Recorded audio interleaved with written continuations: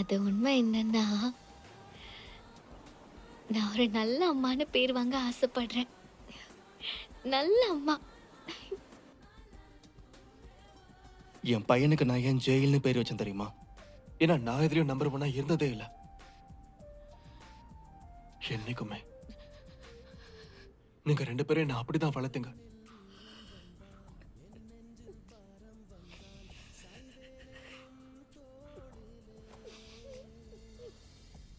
உன் அம்மா மட்டும் வாழ்க்கையில எல்லாத்துலயும் நம்பர் 1 இருந்தான்னு நினைச்சியா? சாதாரண கட்லெட்டுக்காக நீ அவகிட்ட கோச்சுக்கிட்ட. உனக்கு கொடுக்காம பெத்தவங்க தின்னுவாங்கன்னு நீ நினைச்ச. வாங்க போலாம். உன் புத்தி அப்படி இருக்கு. போலான்னு சொன்னேன். மத்தவங்கள பத்தி அக்கறை இல்லாத முட்டாளி. என்ன பெயில் எடுக்காதுங்க. ஜெயில் தண்டனையை அனுபவிச்சுட்டு நான் அதுக்கப்புறம் வெளியே வரேன். திமிருடா உனக்கு. நல்ல அனுபவி.